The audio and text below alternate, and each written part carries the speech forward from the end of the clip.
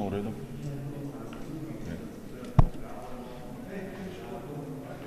Torej, mandat se predčasno v bistvu končuje. Ste bili nekako presenečeni nad potezo, ki jo je potegnil predsednik vlade, zdaj že v odstopu, torej tudi vam se torej mandat za nekaj tednov skrajšuje? Predsednik vlade je danes vrnil mandat in ker ima v Sloveniji oblast ljudstvo, kot izvoljeni predstavnik ljudstva izjavljam, da sprejemam to ponudbo in seveda tudi obljubljam, da bom upravljal to vlogo bistveno bolje kot on in tudi njegova članica vlade, ministrica za finance, gospa Mateja Vraničar Erman. Torej, v oblasti ima ljudstvo in delamo naprej. Greste na volitev ali lahko tole izjavo razumemo tudi morebiti kot to, da se boste skušali dokopati do 10 podpisov za mandatarstvo? Ja, to sporočilo je jasno, torej Slovenija ima oblast ljudstvo, kot izvoljeni predstavnik sprejemam to ponudbo.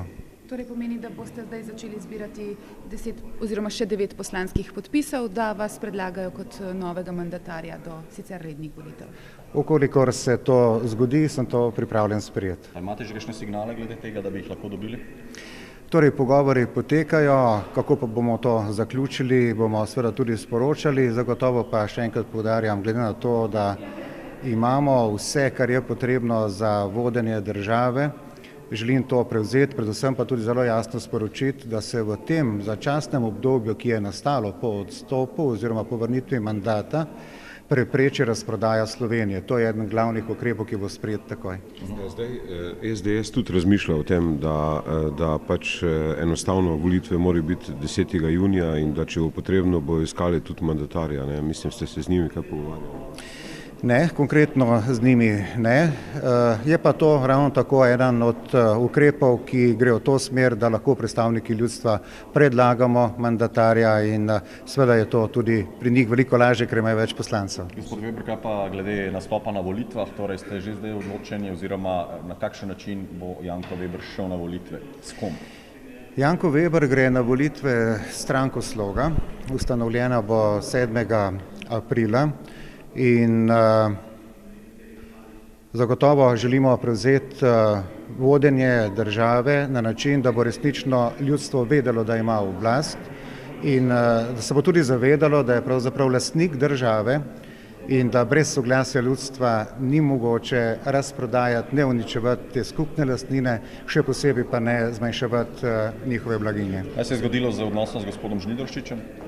Torej, z gospodom Žnidaršičem smo prišli do parafiranja dogovora, nismo pa potem nadaljevali postopka, ker ni prišlo do uskladitve pri nekaterih vprašanjih, tako da je samo parafiran dogovor. Lahko sem še glede tega procedure. Zdaj danes so pogovori pri predsedniku države.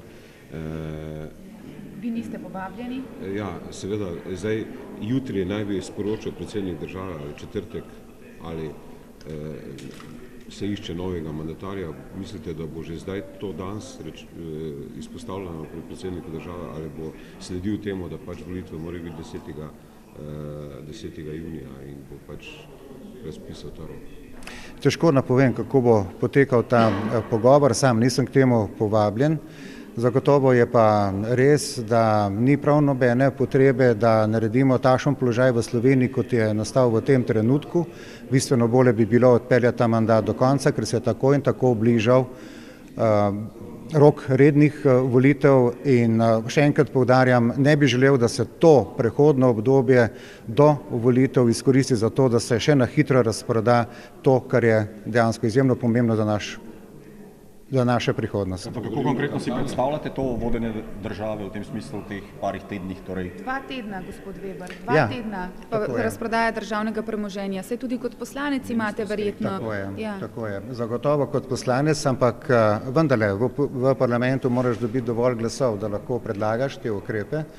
Če pa si v vladi, pa to tudi sam potem predlagaš in seveda tudi zahtevaš kot skupščina od Slovenskega državnega holdinga in tudi od slabe banke, da se to prepreči. Nova Ljubljanska banka, kaj konkretno vas najbolj skrbi, da bi se prodalo v času do volitev oziroma v tem umestnem času, ko nimamo vlade z polnimi pooblastili? Cel spisek imajo seveda narejen, kaj bodo prodali. Želim povedati, da ne samo Ljubljanska banka, nobeno podjetje v Sloveniji ne sme prodati. Sploh ni pomembno ime. Nobeno podjetje, vsako podjetje, ki se v Sloveniji proda, pomeni, da smo za toliko revnejši, da je toliko manj delovnih mest, da je toliko manj sredstev potem za varnost države, da je manj sredstev za zdravje, da je manj sredstev za šolstvo. Skratka, sploh ni pomembno katero, tudi če eno majhno podjetje ne smemo prodati. Kako bi formirali ministrsko ekipo, torej v tako kratkem času, vendarle so neke procedure tudi potem, ko bi bili hipotetično izvoljeni za mandatarja? Torej, predsednik vlade je odstopil, da se zagotovo tudi v zelo kratkem času imenovati ekipo, ki bi prevzela to vodenje vsaj na takem nivoju, kot jo imamo sedaj. Za 2 tedna? Tudi za 2 tedna. Ok, hvala lepa.